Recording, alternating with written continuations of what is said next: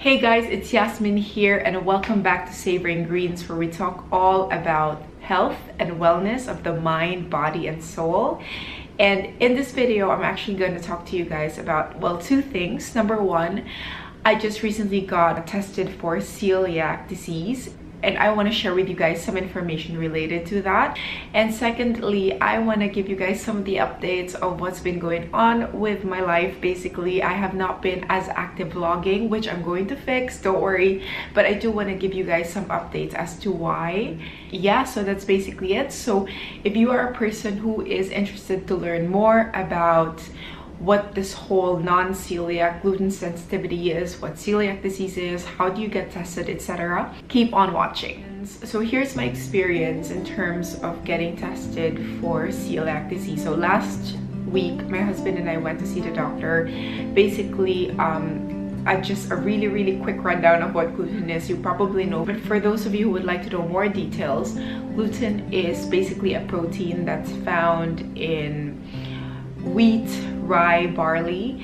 It's found in bread, pasta, soy sauce, other types of like thickening agent, or different types of sauces like teriyaki sauce I think has it. Whenever you eat something that is loaded with sauce and it's not labeled as gluten-free or whatever, it might probably contain some sort of wheat, especially things that are breaded. Those all contain gluten. And it's insane because gluten is basically, you hear about it everywhere, and there's tons of like gluten-free stuff now selling in the market.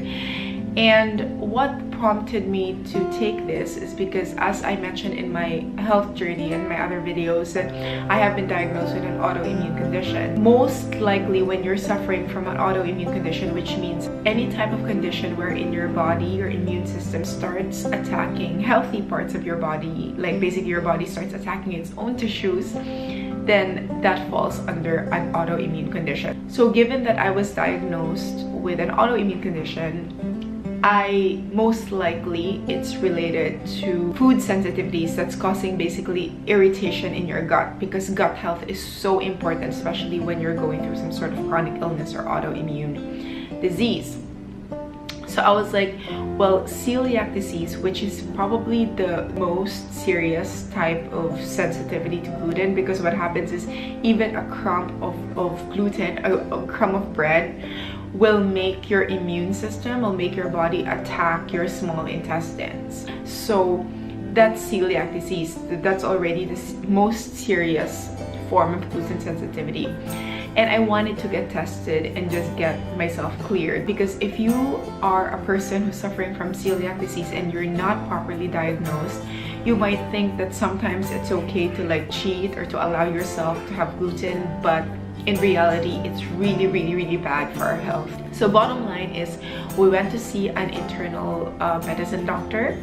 You can also see an endocrinologist, and what they do is that they first conduct a blood test. It's called the tTG-IgA blood test. And if you register as positive, which means that you could have celiac disease, they're actually going to do a biopsy of your small intestines to confirm the results. Now, the doctor, before he actually did a test for me and John, he was like, most of the time, celiac disease is actually most predominantly seen in those of like Caucasian Western origin, but still I wanted to make sure that we didn't have it. So we got tested, and true enough, thank God, we registered as negative. But however, even the doctor said this, that it doesn't mean that we are not sensitive to gluten. Just because we don't have celiac disease, it doesn't mean we're not suffering from a non-celiac gluten sensitivity. There are levels to how you could be sensitive to gluten, given that any type of autoimmune condition means that you really want to be eating food that will bring your, in a way, immune system in your body, it will bring it to a calm state. I just wanted to be careful.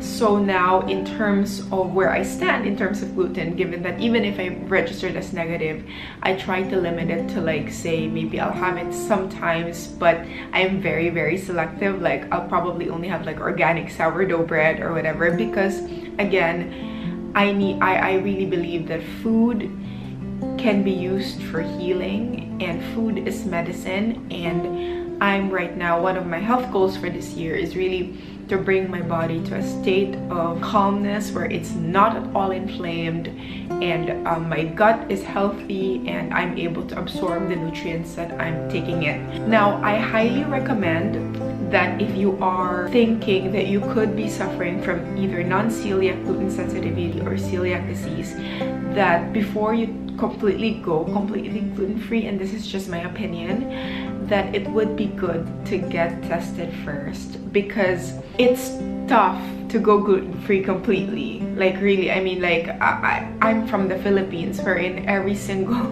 thing in our item is either like it has soy sauce or it has like those chicken broth cubes that has gluten, or you know, it has all kinds of flavoring that contains gluten. If it's a serious like you have celiac disease, that it's important to get proper diagnosis so that you can completely avoid it 100%. So that's just my recommendation, and I really wish you luck. If you have some questions as well, please feel free to email me about this, because I love talking about health, anything health related. So, like, a passion of mine. So that is my experience of getting that celiac disease tested. Basically, it was just a blood test, and then afterwards we received the results, and it's all good. Yeah. Now, as to my update, I want to share with you all that I have some very exciting news. I just signed up for a 1-year program on basically becoming a functional medicine health coach. I believe in the whole idea behind functional medicine, which is using food and using our lifestyle to heal us and to prevent us from developing chronic illnesses. It's basically a combination of functional medicine and positive psychology. So we'll be covering a lot of things, such as like nutrients and lifestyle and mind and gut health, basically how they're connected. And the pioneers of this, you know, you have like Mark Hyman and Amy Myers and all that information that will really help me also create content for this channel and share with you in the future. I signed up for this course because, yes, one, I want to get healed, and second, I really want to share this with people. You know, like, I want to be surrounded with a community that really cares about health, and I also want to impart that to others. Thank you so much for watching. Again, what are your health concerns? What are some of the things that's bothering you and you're thinking about? Either place them in the comment section below, or if you want to be more private about it, you can either message me on Instagram or you can send me an email. I'll put all of my details down below. Okay, I wish you all great health, and I will see you really soon.